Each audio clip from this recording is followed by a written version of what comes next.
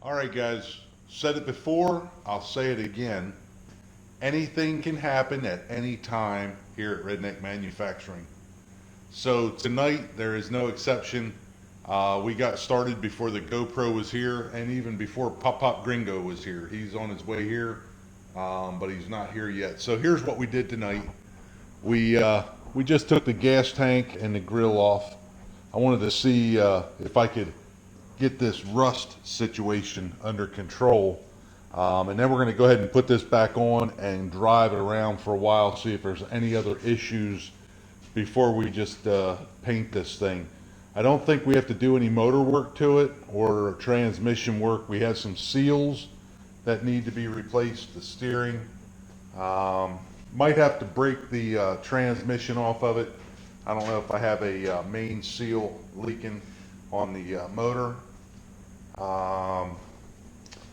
And the rear seal on the PTO has a lot of staining around it, but we really didn't have any drips on the floor. This is where it was sitting in the garage, and that's just gas. That is a known issue. The gas shutoff does not shut the gas off. So yeah, we're just taking the gas tank off. We're going to take a look at it, see if we can't do something about the rust. Maybe just vacuum that out for right now. And let me grab a flashlight. I thought I had a flashlight. Here's one. But we'll see if we can't get down in this tank and show you the rust that's laying in there. I don't know if y'all can see that or not. I got some gas laying here. But yeah, we have some good chunks in there that I don't see them right this second, but we did have some good chunks in there. Seemed like every time I go down the road, it'd flip flop and bounce them into that little hole down there and lock it up. So radiator's got a couple of Mars in it. It looks like everything can be straightened out there. The top is bent down. We're gonna have to straighten that out. And for some reason, this radiator looks like it's sitting forward.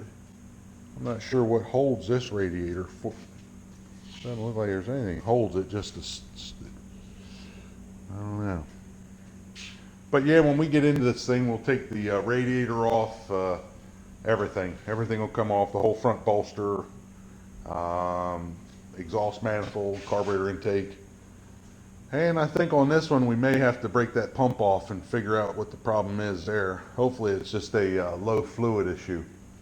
But I almost wanted to say the 64 Farmall Cub, but this is a 53 Farmall Cub. Just getting the gas tank straightened out so we can put her back on and run her for a little bit before we tear her down. I did strip some tips off of another cultivator, and as you can see, that cultivator tip right there is wore right out.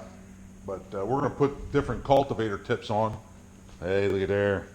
Nice sandblaster, huh? So these are the tips that we're going to put on there. See if I can get it in better light. And there are a whole bunch of cultivator clamps that I'm going to be putting on eBay. 53 Farmall Cub, trying to get the gas tank straightened out. All right, guys, Pop Pop Gringo is here, and we got the tank back on it. I took a piece of stainless steel tubing and drilled out the gas shutoff valve and ran that little stainless steel tube down in there and left it stick up from the bottom of the tank about a ½ inch. So hopefully that'll take care of our problem with pulling rust into it. Pop. So there she is. The tank's back on her. We didn't do anything to her other than remedy the rust getting into the filter. All we did was put the hood back on her and she's ready to go. We stuck the cultivators down into the stone driveway. For some reason they have those cultivators set pretty deep. Those are about 1 inch off the floor. Those are about 4 inches, and the center ones are about 6 inches off the floor, and they're adjusted all the way out. So got a little bit of adjusting to do there, and like I said, I'm going to put them wide tips on there. So we're getting closer.